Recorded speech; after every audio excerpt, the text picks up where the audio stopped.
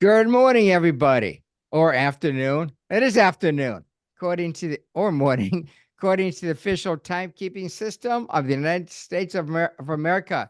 My Verizon cell phone. It's exactly 2 o'clock Eastern. And if you're listening to us in the time zones of Mountain, Central, Pacific, or the states of Hawaii or Alaska, it's a little bit earlier in the day for you folks. Thanks so much for joining us. This is the National Social Security Advisor Certificate Holder Open Forum, which we have approximately every other week, and it's sponsored by the NSSA Certificate Program. I'm your co-host, Mark Kiner, joined by my partner, Jim. Hello, Jim. Hey, good afternoon, good morning, wherever you're from. Jim, your volume is a little on the light side, just so you know. You might have All to right. speak up just a little bit. First of all, I want to congratulate all of the Kansas City Chiefs fans. You had a great game last night. I know, Teresa, it's tough for me to say that. And Jim, tough for me to say that. But, you need to congratulate the winners. Maybe one of these days, my team, the Browns, will actually make it into the Super Bowl, not just watching it from the stands, but into the Super Bowl. Also, I want to remind everybody that I sent out an email, a newsletter over the weekend, I believe, maybe Saturday, maybe Sunday, relating to a survey that I'm taking on what Social Security software tool you may be using. And I'm awarding, Jim, don't listen to this, two $100 Amazon gift cards to advisors that send me their software that they're using. Plus, I want some pros and cons, so not just the name of the software. So far, I have maybe 10 responses so far. So if you could send me an email with what you're using, mkiner, Kiner, at mypremierplan.com, I will put you in the hopper to win one of the two $100 Amazon gift cards. All right, folks, you know the drill. So go ahead if you want to go to the top of the line, front of the line. Just raise your hand, and I will call on you. If not, I will just go around Hollywood Squares, and we'll go. Okay, well, Marsha, how did I not know you'd be the first one to raise your hand? Well, I don't know. I'm just something new and different this time. Okay, go But for it. I have two related questions. This time it's about civil unions and how partners know if they would become each other's survivor, or can a lower earner, partner number one, claim a spousal top up on partner number two. So they hold themselves out as married, but they are not legally married. Well, it's for one thing, it's going to depend on the state. If the state recognizes common law marriage, then it's possible that they could be eligible for benefits. If they are bound to be married by common law rules, then they're eligible for all types of Social Security benefits. Okay, but there's only a few states that recognize common law. Yeah, I think for it's instance, I know 4. Texas does. Yeah. To find someone what Social Security does, of course, they'll get statements from each person. They have to hold themselves out to the public as being married. They'll look for mortgages that they've taken out, bank accounts. How did they file their taxes? Did you file married, file single? Then they'll also contact from each person, at least one person that they know, to get a statement that says, yes, these people are considered married in the public, and I've always considered that they were married, that type of thing. A lot of people think it's just based on the number of years you live together. That's not true. So they're going to develop it from that perspective. Then Social Security will make a determination as to whether or not they were married. Now, if they were common law married and got a divorce, the divorce decree, just the fact they got a divorce, would support the common law marriage. Then were they married 10 years or more? But if they're still together, then Social Security is going to have to make a determination. So it's really going to be might not be painful, but it's going to be an inconvenience if you don't have that legal piece of paper and you're trying to say get survivor benefits after you've lost this partner. You know, it's a hardship, but you'd have to go through the motions to prove it in order to get the survivor Exactly. benefits. Okay. Right. All right. So that's the first half of the question. By the way, this is in Ohio, this client couple that I'm working with. Okay, Well, Ohio we has don't not recognize recognized common common law law marriage. since 92, 1991. 93, somewhere around there. Yeah, Yeah, okay. I did look that up. So that's, you know, we use common law like it's a generic term, but it's a legal term. So that's why they also had civil unions and Okay. these people do not have children together. So, you know, I didn't know if there was any chance. So this is helpful. The other side of the equation here is she is an ex-spouse, a qualifying ex-spouse. For time, many questions can be answered by accessing the Customer First platform, INV. Please mute yourself, folks. So she's got an ex who were married 21 years. If she remarries at 63, but she had already been started claiming at 62 and got a spousal top up on her ex, what happens to that ex spousal top up when she hasn't been married to number 2 for that full year yet to get a spousal current spouse's record to do a top up? I'm That makes sorry. So sense? you're saying that second marriage is a crappy marriage because you said it was number 2? No, I'm just, no. you said it was number 2. I'm sorry, just being the wise guy. Oh, Okay, so back to your question. yeah, so she's 62 now and wants to claim, and if she claims now, she's eligible on her ex-spouse for a top up. She was As soon as much she lower remarries, that terminates.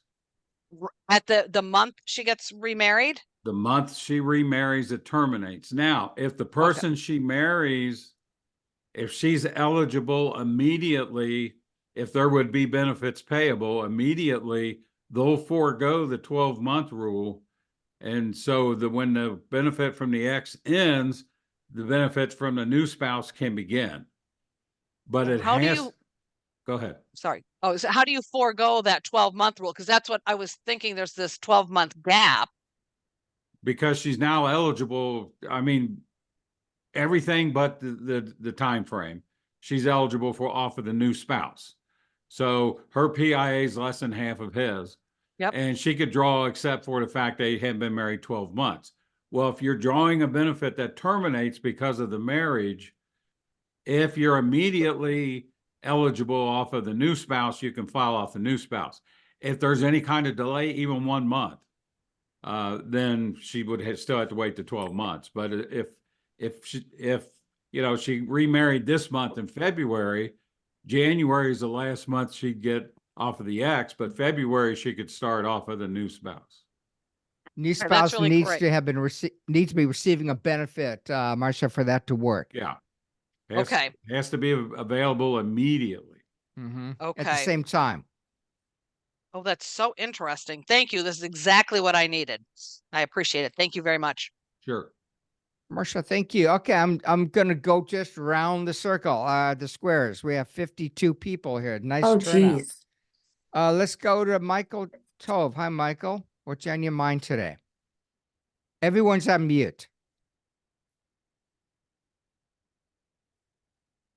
Unmute. Okay. Hey, no, I'm just listening and enjoying. So nothing right now. Okay, thank you. Let's go to Bruce. Hello, Bruce. Now I took myself off of mute. Here's my question. To expand right on that, let's just say your spouse would die at 62 or 63. You meet somebody a couple of years later, you could still collect it, and you get married. You could still collect the spousal benefit, or that would stop once you got remarried. Now, with the survivor, then as long as the remarriage takes place after you're age 60, in your example that it would, you don't lose your benefit. So the survivor benefit isn't terminated in that situation. Okay, thanks, Jim. Okay, thank you, Bruce. Hi, Lisa. Hi. So I came across a situation that kind of had talked or emailed to you and to Jim, And just wanted some more clarification or just more discussion on where if you had a, like, say, a female spouse that had claimed before full retirement age, and then the husband eventually claims, and discussion about them being able then to get the spousal boost, that it doesn't automatically happen, and like what the process is. And another question is when they've done the delays to age 70 and you use the PIA number of that other spouse, does that PIA number get adjusted, or is it like what it was from way back when? Jim, go for it. Yeah, PIAs get adjusted if for nothing else for cost of living. So that with cost of living each year, that doesn't increase somebody's benefit. It increases the PIA. Then, however, they're drawing the benefit off of the PIA is, of course, causes an increase in that benefit. So if someone waits till age 70, there could be 3 or 4 years of COLAs that would increase the PIA, which would increase the spousal boost. As soon as, if you're getting on your own, you take a reduced benefit, later your spouse files and now you're eligible for the boost, you're going to need to file an application. Technically, your application it protects you with deemed filing, but you're still going to have to contact Social Security, get everything set up, do the application, and they'll then increase your benefit. And if you're still under full retirement age, then whatever age you are at the point the spousal benefit starts, that's how much the spousal portion is reduced. Yours is still reduced, say, back to age 62. If you're full retirement age, you would get 100% of the difference, but your part of it's still reduced because you took it early. Did that cover it all, or? So do you just, for the updated filing that you need to do you just call in? What is the process for that piece of it? Yeah, call the 800 number, make an appointment, and someone from Social Security will call you and get all that taken care of. Okay. I would say that's pretty much the thing that I'm dealing with right now. So Yeah, that's great. in that situation, even though normally you can file for spousal benefits online, if you're receiving your own, they won't let you do the spousal benefit online. So you got to call and make the appointment. I guess you could walk in, but some offices don't accept walk-ins. Yeah, thank you. I'd like Yeah. to add, it's fairly common that I'll get a phone call from somebody relating to this exact issue. They're wondering if the lower earning spouse is receiving the spousal boost. And now they're going to tell me that the husband at age 70 is receiving X number of dollars. And I say, well, that doesn't really help us. We need to know what the husband's PIA is. And we need to know what the wife's PIA is. And of course, they're not going to know that. So I generally tell them before we assist to contact Social Security and ask them if the wife, lower earner, let's assume, is receiving the spousal benefit boost. And because usually they're going to be, and if they're not, then there's always an opportunity. There could be an opportunity to apply for that boost effective 6 months ago, assuming the husband was receiving benefits at that point. And even maybe to go back to when the husband began his benefits. Maybe he began his benefits 2 years ago. Well, they should have taken an application for the wife at the same time, or I can't say at the same time, whatever, got to look at the figures and the facts, but there's an opportunity to go back to maybe when the husband began his benefits and get a nice lump sum check. But the first thing to do is contact SSA and at least talk to them. Jim, what would you add to that? That pretty much covers it. If you think there's a benefit due, always contact Social Security and let them find out, or let them look at the records and let you know. Deemed filing does cover someone, so that if deemed filing says they should have filed now and it's 2 years down the road, they will take it all the way back. Deemed filing requires that the filing be made at that point when you're first eligible, whether you take it or not. So you can't avoid it by delaying filing your application. Great. But always contact Social Security if you have questions. Let's go to my favorite Pittsburgh Steelers fan, Teresa. Just listening in today, Mark. No questions. Have the catchers reported for the Pirates? Not a clue. Okay, I don't know either. Okay, thanks, Teresa. Alicia, let's go to you. So I Just had a listening in, question from Alicia Oh. Oh. Wright. Sorry, Lisa, not you yet. You're at the bottom left or the top right. Go ahead. So I had a question from a client. Their spouse is receiving a pension that's subject to WEP and GPO. But they're wondering if their spouse passes away and the pension is one that transfers to the spouse and they start receiving survivor benefits as well. Do they become subject to WEP and GPO since it's not their pension, or? You got it Okay. right, Alicia.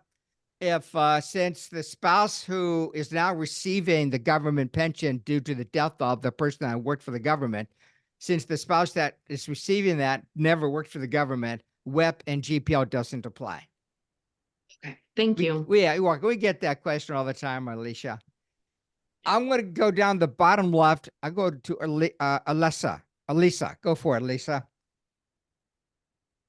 I don't have anything. I think it was the other Alicia that was trying to speak. Okay, thank you. All right, Lynn, I'll go to you now. Hi, Lynn. You're on. Here you go. Hi. Hi. Sorry, it took me a bit to unmute it. I have nothing today. I apologize. I'm a little distracted. Tax season and all. Okay, thank you. Yeah, I know what that's like. Hi, Susan. Good afternoon. I feel like with this subject, the more you learn, the less you know. I don't know. I get more confused as I look into things. So my question is with regards to your PIA calculation after your age 62. And before you start to take benefits, where I'm getting confused is about the COLA adjustment and continued working. So am I right in thinking that as long as you continue to work after age 62 and your bend points have already been established, your indexing has been established, that after that, continued working could change your Amy if you have higher earning years after age 62, and after you calculate your PIA with the new Amy, then the COLA gets applied for each year after age 62. Jim, I can answer, but Jim, correct. I keep you around to answer these difficult questions. Yeah. No, you're 100% correct on that. So what they'll do is each year you have earnings when that year is over. So right now, someone past age 62 who worked in 2023, they will look to see, is 2023 earnings higher than the lowest year used in the calculation? If it is, they drop the low year, add in the new high year, go through that calculation, which does increase the Amy. And then after you come up with the PIA, every year since they've been 62, you apply all those past COLAs to it to bring it up to what it should be today. Okay. Which is why I hate it when somebody asks me to calculate their benefit and they're past 70 years old, because that's a lot of COLAs in there. But they do calculate the PIA and then add the COLAs to that. Perfect. Thank you. Can I ask a second question? Hmm? So I don't remember the name of the person who just asked the question, but I got lost on your answer, Mark. The one about being a beneficiary of somebody's state pension and whether or not the GPO is going to apply to their Social Security benefits. What was your answer? The answer is no. So if I never worked for the government, but I'm receiving a survivor benefit from my wife after she passed away, and she was receiving a government pension. If I'm receiving some portion of that government pension and my own social security benefit, I will not be subject to WEP or GPO because I never worked for the government. That makes sense, Susan? Okay. Yes, yes, thank Yeah, you. we get that question pretty often.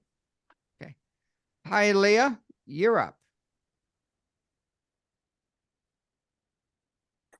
Hi, just listening today. Thank you. Thanks, Leah. Hi, Jade. Good morning, everyone. So I have to apologize. I'm having a little bit of a brain fog. My son's been in ICU since last week.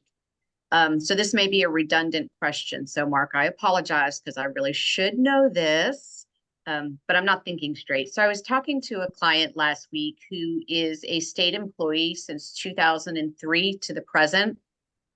But they've also worked outside of the state from 1976 to 2002.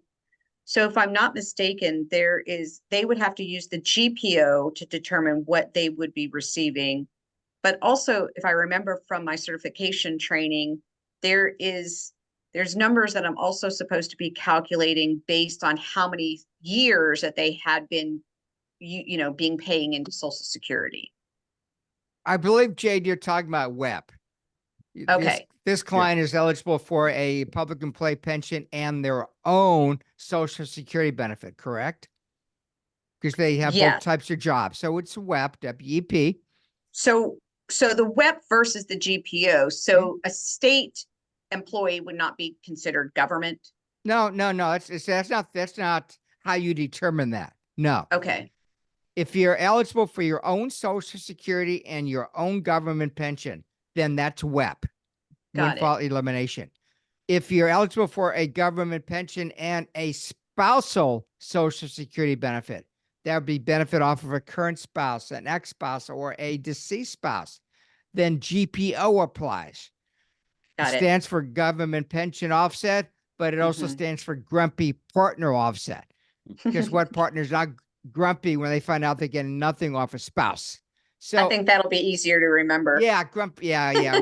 Harold came up with grumpy partner offset after a little nudging from me. So if you're subject to WEP because you have your own Social Security benefits coming to you, if you have 30 years or more of substantial Social Security wages, then your Social Security benefit will not go down 1 penny. You'll get everything. Yeah. And substantial earnings, Jim, in 2024 is in the 31,000 range. Am I right on that? Yeah, 31,275, I think. That's right. That's what I thought.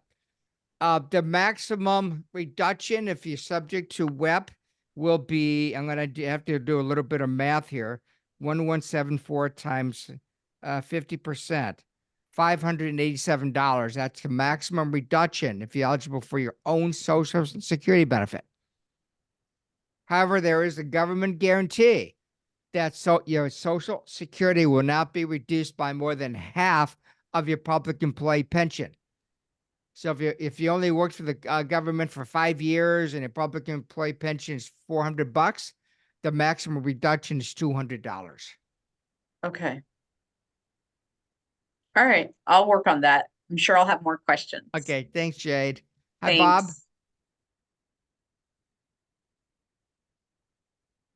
Hi, guys. Thank you. Just listening today. Appreciate it. Thank you. Jeffrey, you're up, Jeffrey. Just listening in today, Mark. Okay. Thank you. Appreciate it. Richard, you're up, Richard. Okay, Richard usually has a little problem with his volume. He'll come back to us. Tara, you're next. No questions today. Mary, hello, Mary. Hi, no questions today. Thanks, Mark. Okay. Okay, Richard, you want to say something? Yeah, I got a question. Currently, our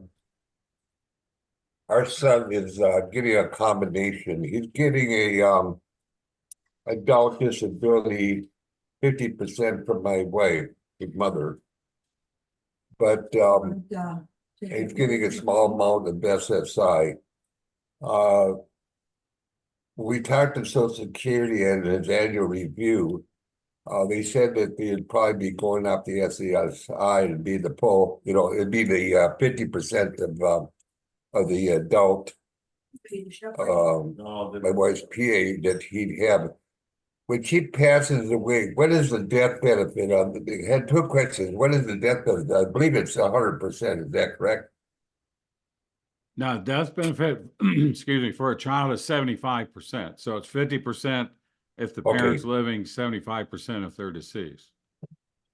The other question I have is, so she's going to be passed away, and more like I will be as well because I'm a lot older than my wife. Will Social Security get that information right away, or is it, or are we going to have to find another representative to handle that when she does pass away, or will the basically he become a ward of the state again, or will the state handle that? So I just want to make sure that his benefit is adjusted when we're both on, and I'm not sure if the communication is going to be there or not, Jim. Well, probably what you want to do is find somebody in advance that could do that for you, because if his representative, if that's your wife and she passes away, they'll stop his benefits until they get a new representative payee. Oh, okay, right. I forgot. Yeah, right. Yeah. So if you have somebody that is willing to step into her shoes when that happens, then they can contact Social Security right away and go ahead and apply. Technically, they're not supposed to hold it for, it's either 60 or 120 days. I can't remember, 2 or 4 months. And then they would start paying your son directly. Does that happen? Usually it doesn't. So you should have someone contact Social Security right away. Yeah. You wouldn't want to have him paid directly because of the income limitation. He's very frugal with his money, and you're only allowed maximum of $2,000 in the state of Minnesota. So yeah. Yeah, that's pretty common. So yeah, you would want to have someone. And the nice thing about that is that if you have someone who's willing to do that, your wife can kind of show them how it works and what needs to be done, so that they're not real green when they first become the representative payee, because it can be a little daunting for people. That way they can have a little knowledge about it before they even apply. I appreciate it. Hey, well, I have one comment for you quick. Since there's the limitations on what he can have or own, are you familiar with ABLE accounts? He had an ABLE account currently. ABLE, yeah, because then that would be a place that money can get set aside if he needs expenses and things like that. Yeah. We went there, we set up a special needs trustee for the simple reason because of the cost of a trust. So instead of special needs, we went there with the ABLE account. Caesar salad or regular salad? Yeah. Just want to make sure you were aware of that, and yes, about the whole other thing, it's costs more to do it, but it just depends on what the situation is, pros and cons.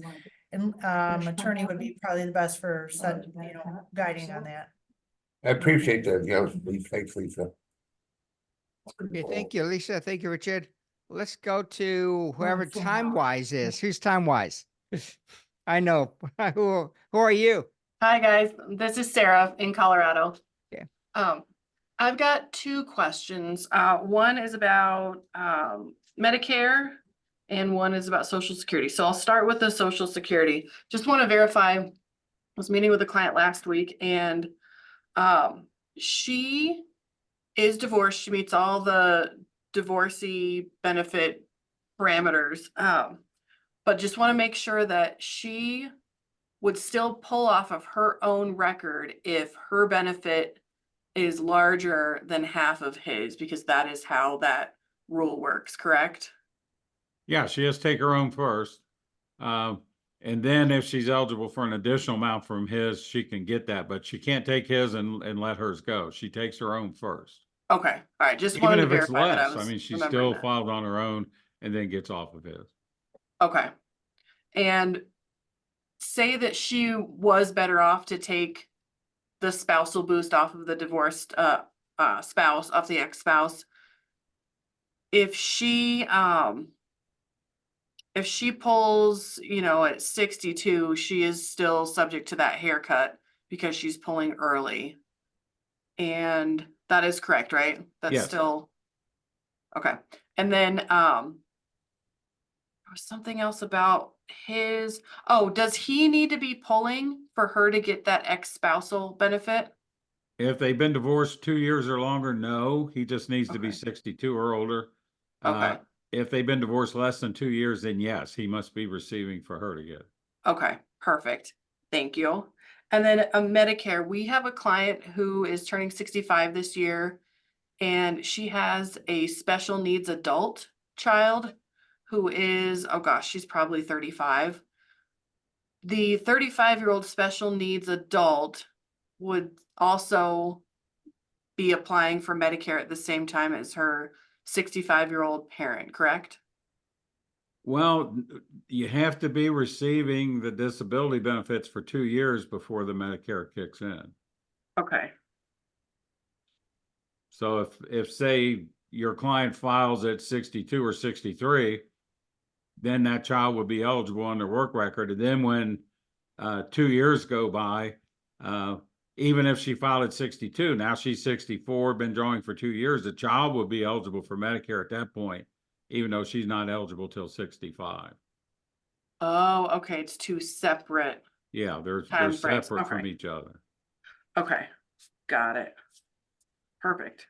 So those are my questions, and I'm very happy to be here. Thank you, guys. Thank you. Carlos, you're next. Good afternoon, everyone.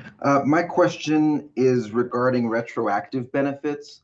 I've got an employee who is well past full retirement age and is considering looking into retroactive benefits. The question is, let's say they go back 4 months. How is the calculation handled? Since they're still working through, let's say, this month that they choose to actually retire, what numbers are they working off of? The 4 months ago or today's income? Will it be adjusted in the future for this year's income still? How would that work?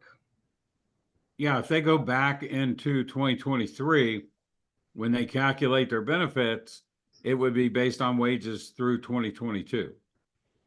Then when the January benefits payable, they would then include the 2023 wages.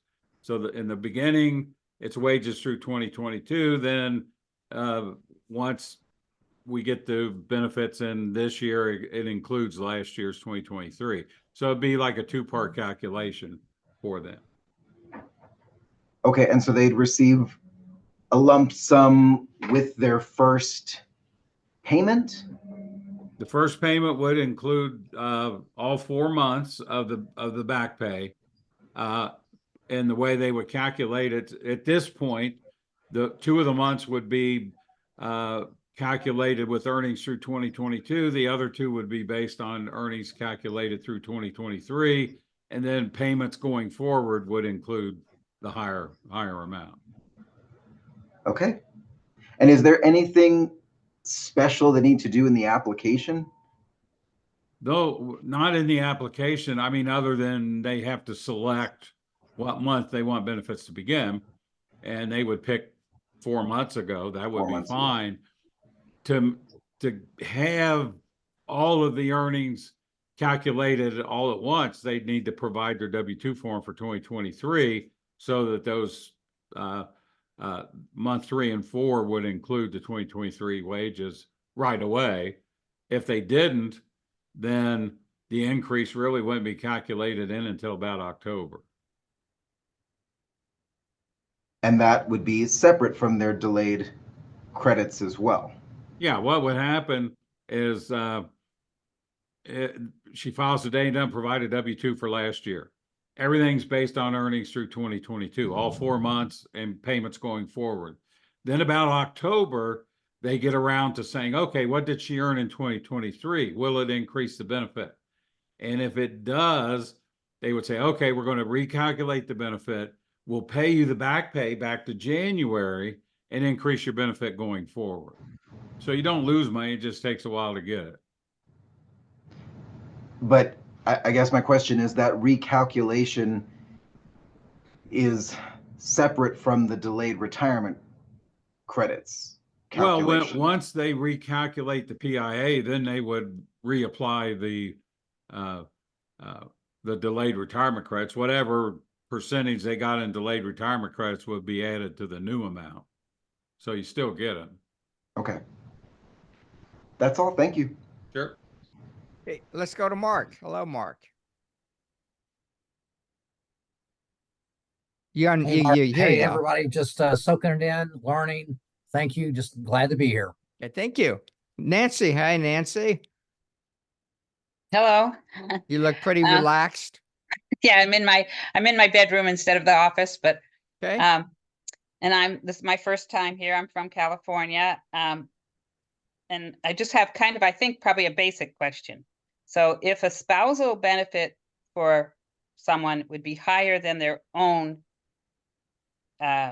Social Security benefit, there's no plus for them to wait beyond their full retirement age if their spouse is not collecting benefits yet. The spouse is going to wait till 70. So they should start their full retirement age benefit, right? Because it's lower than half of his PIA. But there's no reason to wait beyond that. Is that correct? Yeah, Nancy, that is correct. And that's because if she waits beyond her full retirement age and gets DRCs, that will reduce the spousal benefit boost dollar for dollar. So there's Okay. no reason for her to wait beyond full retirement age. Right. And then she can switch over and get that boost. Really when he starts doesn't taking it at switch, 70. not really switch over, but whenever the husband begins his benefit, that's when she's eligible for that spousal boost. Okay. Just an add-on, not a switch. Okay. All right. Hey, Thank thank you. you. David, you're next. Piggyback off of that question though. Oh, go So ahead, Tara. if she were to draw early though, at 62, Huh? she would continue to get a haircut, right? Until the spousal boost, right? Yeah, the spousal boost would be added to her reduced benefit. So if she takes her benefits early, she won't get half of the husband's PIA. Always going to be reduced. Okay. David, you're next. I'm going to assume I'm the only David. Yeah, I'll assume you are for now. Okay. Okay, first time here. This is really, really good. Thank you, everybody, for all your great questions. A couple basic ones, since I just recently passed my certification. As an advisor, can we charge a fee for the advice we're giving, as well as incorporating some sort of software in order to run a report and those types of things? Yeah. Well, the fee you charge is up to you and your compliance department. There's no reason you cannot charge a fee, but your compliance department will have a say-so in that. The amount of fee you charge will be based on what your business model is. Okay. If you're trying to accumulate additional assets or you want to make additional product sales, maybe you charge a lower fee. If you're looking to make a healthy fee from your Social Security consulting, you charge more. But yeah, charging a fee is appropriate, but you have to have that approved by somebody. All right. Well, as an independent, you don't really have a compliance department. All right. So you should be free and clear, I would guess. Oh, And then okay. is there any particular software that's, I thought that was one of the subjects today also. Sure. Well, the it's different really not types of- one of the subjects, David. However, though, there are plenty of commercially available software products on the market. Social Security Analyzer, Social Security Pro, Social Security Timing, eMoney, Horse's Mouth, and lots of others. Okay. Jim and I do not endorse or recommend any software product. And that's because if we were, two things would be happening. Number one, we'd be getting paid behind the scenes. And number two, you would think we are smart enough to say software A is better than software B. And nobody can say that, David, because all software goes through their calculations differently. Right. And, they make different assumptions, different calculations. They'll come up with about the same answers, though. Okay. But we've been teaching our class since 2013, so this is year 11, and we have never endorsed or recommended any specific software package, and we're happy to say that. We focus on education. Jim, me, and Harold, that's what we're good at. Okay. And should you put a disclosure at the bottom of your advisor? You should always have some type of disclaimer, Disclaimer, disclosure. rather. Yeah. Yeah. Okay. Insurance. Yeah. Yep. All right. Thank you. Thanks, David. Chris. Hi, Chris. Wait a second. Chris Lebron. Good Go morning. ahead. Or good afternoon. How's everybody? So the key subjects here lately have been Irma, old Aunt Irma, and divorced spouse. So those are been a few of the hot subjects here at the end of the year and beginning of the year. Irma, it'll sneak up on you. So I encourage y'all to learn more about that. Mark had referred me to the Irma certification program. A lot of great information there. So thank you, Mark. Yeah, it's Irma Certified Planner. And we did have a webinar with them not long ago. If you're looking for a copy of that webinar, send me an email. I'll send it to you. Chris, anything else on your mind? No, that's it right now. Appreciate all the good information. Okay. Now, Austin, I know you sent me a chat thing, but I don't know what it said. Oh, hey, everyone. No, I was just saying I'm glad to be here as well, and I'm soaking it up. And sorry if I didn't respond earlier. I had to take a call. Yeah. So nothing specific, Mark, but I appreciate everything. Okay. Thanks, Austin. Appreciate you being here. John, you're next. Hi, John. John Hawk, anything you want to add? Oh, hey, Mark. I didn't know. There you go. Sorry. Yeah, no. Hey, thanks for running that survey on the, the software. Mhm. And I did have another question. You said there's a maximum WEP you could do, and it not more so than just half of what it was. You did a calculation earlier in the call. What was that calculation? Well, you must be talking about the spousal benefit boost. That's kind of the only calculation we talked about besides the WEP thing.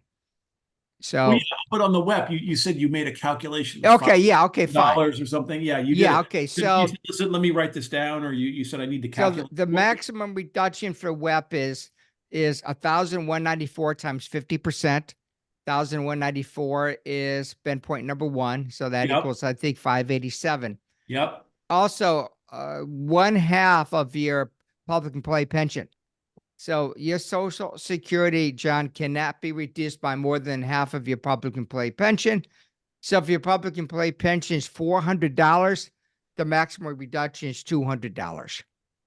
Right, but if it's 1,200, it would be 600, but you're maxed out at 587. Correct.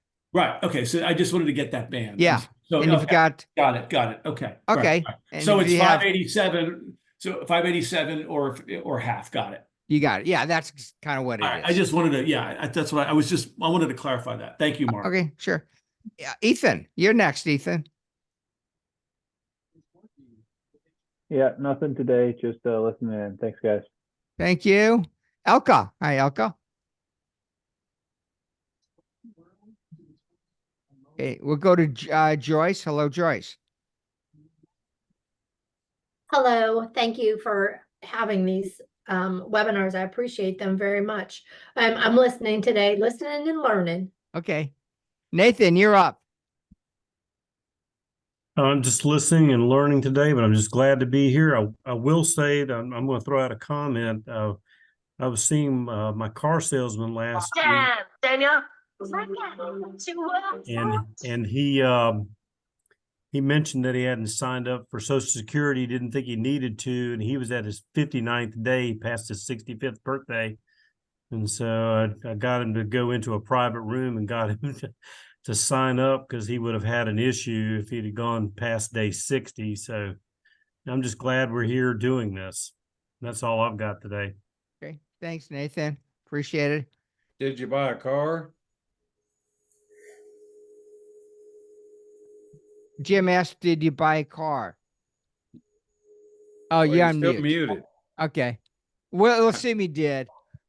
Let's go to Alicia. You raised your hand. Go for it, Alicia. Hi. Hi. Oh, sorry. I think I muted you. Go unmute yourself, please, Alicia. That work? Oh, yeah. Okay. Go. Okay. Hi. If you have a 62-year-old with a minor child, when the 62-year-old starts receiving their benefits, then the child can also receive half of the 62-year-old's full PIA, correct? Correct. Perfect. That's it. Oh. Okay. Chris Young, you're on. Yep, Chris. Am I on mute? There we No, go. you're good. Yeah, just listening in, but something I did notice when we were talking about as far as the what is it, GPO, I was looking at we had somebody that was under the civil service retirement system, but they were also in the reserves. And it just so happens, looking back, and we had like a about 30, 35 year working history in reserves, the number for the earnings seemed to be similar for an enlisted person that joined, that many years back. And so he was able to get his full Social Security amount because he had like a 35-year earnings history that was covered by Social Security. So he had that earnings limit. So just something good to put out if anybody's dealing with someone that was under GPO that was also a reservist or had self-employment. Okay. Thanks, Chris. Appreciate it. Thank you. Okay. Timothy, you're up. Let me know if I Thank you. can ask a question. Oh, second. Timothy, 1 second. Let's go to Elka. Go ahead, Elka. Hi. Thank you for this monthly sessions. They are really useful. They're every other week. Every other week. I didn't know that. I thought, Yeah. so that's even better. 2 questions, one is, if I can ask, one, somebody turned full retirement age and they're applying for the Social Security and they have a disabled child. So Social Security told them the disabled child will be eligible for Social Security too. I don't know anything about it. If somebody can talk, you or James can tell anything about it. Yeah, if you have it's a minor child, or if a child becomes disabled before the age of 22, when the parent files for either retirement or disability, that child can be eligible for a benefit off of their work record. And they would be eligible for 50% of their PIA or full retirement age amount. And so as long as that child remains disabled, they're able to draw off of that parent. Then if the parent passes away, it's 75% of their PIA. So they'll see an increase.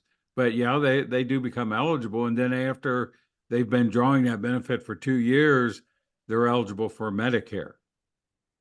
Okay. Okay, that's great.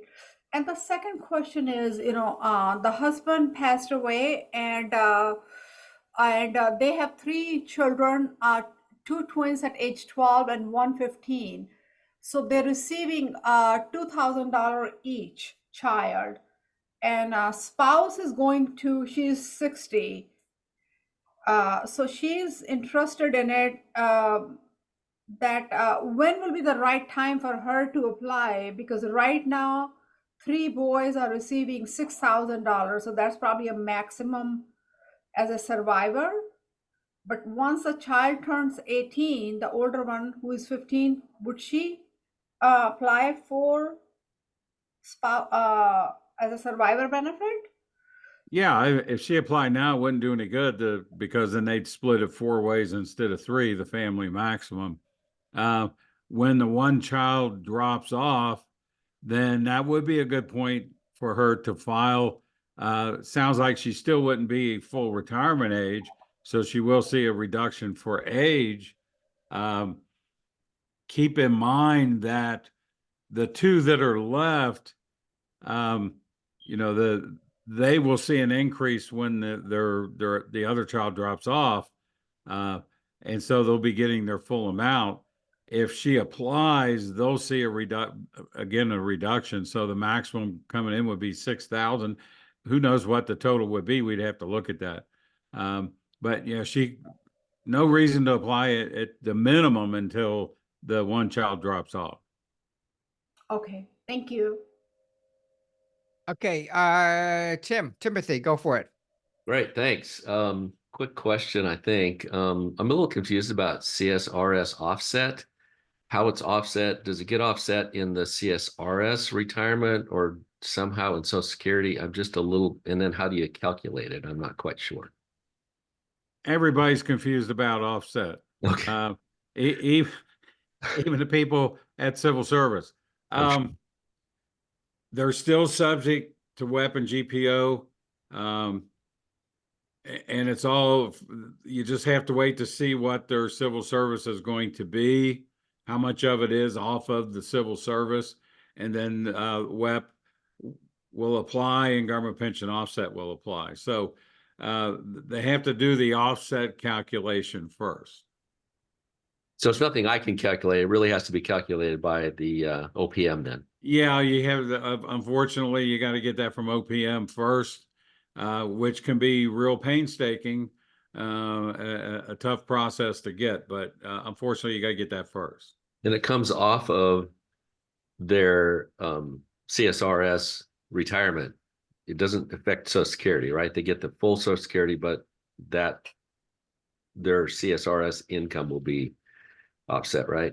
Well, they still could have an offset under Social Security depending on how much of the CSRS offset is just based off of regular civil service. So that's what they'll get from OPM. And then you can figure out, does WEP apply or does government pension offset apply? Okay, so the software should do that then, hopefully. Yeah, I guess if they've got that factored in. I don't know if all the software does, but CSRS offset is real confusing. Well, they for this particular client, they calculated it and he got it. Okay. I told him he had to do that first before we could really. Okay, well, good. That's a good step. But I didn't know how to do it on the Social Security side, if there was anything on Social Security. Yeah, so he may just want to contact Social Security and let them calculate it for him. Okay. Can I ask another quick one? Not if it's about civil service. No. Just kidding. Well, on Irma, you started talking about Irma, and I'm just a little confused about the income. It says it's the last 2 years. So if I've got a average government employees making about 140, and now they retire and they're making maybe 80, but that is going to be based on 140 plus RMDs. So if they're looking at 2 years ago, right? So they're looking at 2 years. Can they readjust that at all? Because now they're retired, they're making less income. Yeah, if you have a life-changing event, retirement is one, then you can ask them to look at current income.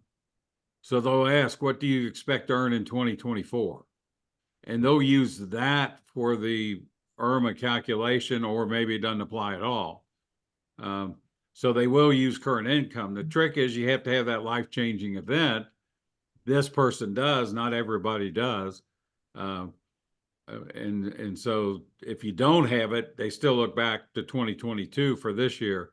But since they retired, they'll file a form SSA 44. And in that form, they're going to ask, what do you expect to earn this year? And if it's under, 97,000 as a single person, or 100 or 200 and what is it? No, it's 104,000 in it this year, and 200 and something for a couple. Yeah, 103,000 for a single. 103. All right, thank you. 103 for a single, 206 for a married couple. If they're under that, then they could actually pay the base price for Medicare because they have the life-changing event. Okay, great. If I can add to that question, when they're doing that calculation, and if one of them has Social Security, do you use the full amount, or do you use the amount that is actually, like if it was reduced to 85% or 50%? Which number do you use for figuring that out? Well, they're going to look at your income. Yeah, that's a good question. That I'm not sure of. I haven't run into that, so. Because I think it's modified adjusted gross income, so it's probably the full amount before they give whatever the reduction is. Like, Yeah, that's Social something Security- we'll have to look into, so. Okay, thank you. I have working on that one. Yeah, that's a tough, I've never had that question before. Okay, before we go to Steve, we need to award 2 gift cards. So Jim, a number between 1 and 47, please. Huh. I could say 1 and 47. Okay, that's but- done. All right. So Michael Tove,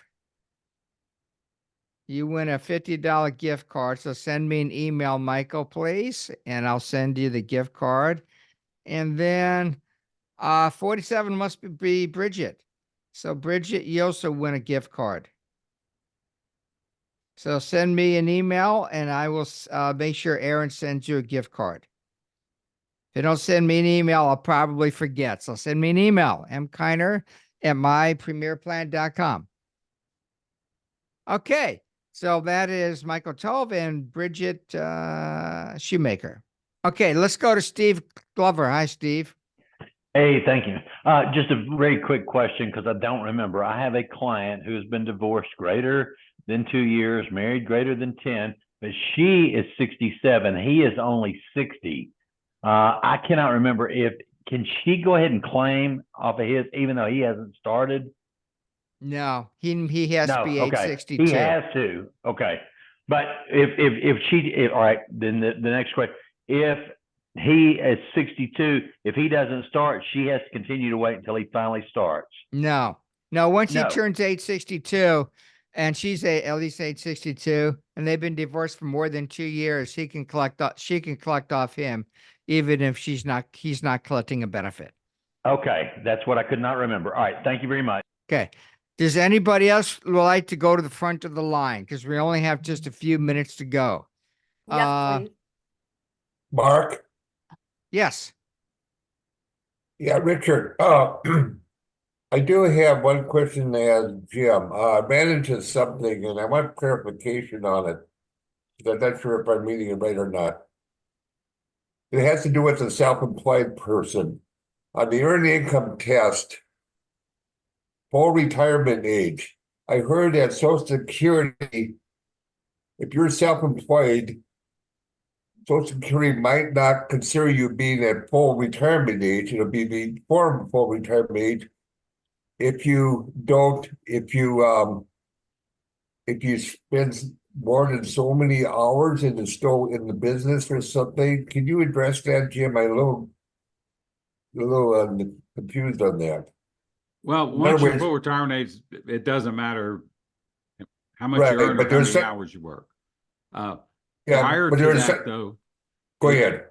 it can be if you work what they call substantial hours, which normally is 40, they count 45 hours a month, unless you're in a business such as an attorney or a doctor. Then they count it at 15 hours a month.